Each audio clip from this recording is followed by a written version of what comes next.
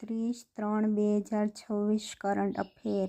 મોરુંગા શિક્ષણ પ્રણાલી જે કયા સમુદાયની છે? નાગા સમુદાયની છે। નાગા સમુદાયના વૃદ્ધ અને અનુભવી વ્યક્તિઓ યુવાનોને શિક્ષણ આપે છે। તેમાં ગણિત અને વિજ્ઞાન શીખવાનું ઉમેરવામાં આવ્યું છે। પહેલાં નાગા સમુદાયના લોકો લડવું, રહેવું, શિકાર કરવો તેવું શીખવાડતા। હવે ગણિત અને વિજ્ઞાન ઉમેરવામાં આવ્યું છે, જેની ઉલ્લેખ મન કી બાતમાં પીએમ નરેન્દ્ર મોદીએ 132ના એપિસોડમાં મોરુંગ શિક્ષણ પ્રણાલીનો ઉલ્લેખ કર્યો છે।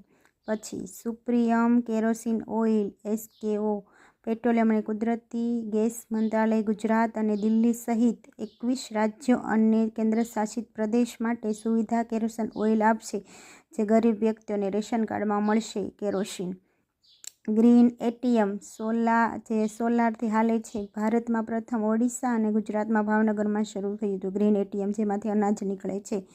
ધોરાડ ગુજરાતમાં કચ્છમાં આવેલું છે, જેમે 10 વર્ષ પછી પ્રથમ બચ્ચાને જન્મ આપ્યો છે। ધોરાડનું નામ ગ્રેટ ઇન્ડિયન બસ્ટાર્ડ છે, જે સૌથી વજનદાર છે। ગુજરાત અને રાજસ્થાનમાં જોવા મળે છે, જેની સંખ્યા માત્ર 150+ રહી છે। ધોરાડ રાજસ્થાનનું રાજ્ય પક્ષી છે। વિશ્વ બૌદ્ધ શાંતિ સંમેલન 2026 વિયેતનામના મદદથી કરવામાં આવ્યું છે, જેનું વિશ્વ બૌદ્ધ શાંતિ સંમેલનનું આયોજન 2026માં તેલંગાણાના હૈદરાબાદમાં થયું છે।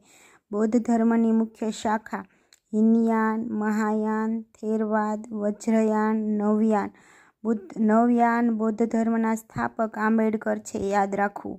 જૈન ધર્મની મુખ્ય શાખા દિગંબર, શ્વેતાંબર, વિસપંથી, તારણપંથી, તેરાપંથી અને સ્થાપક વાસી।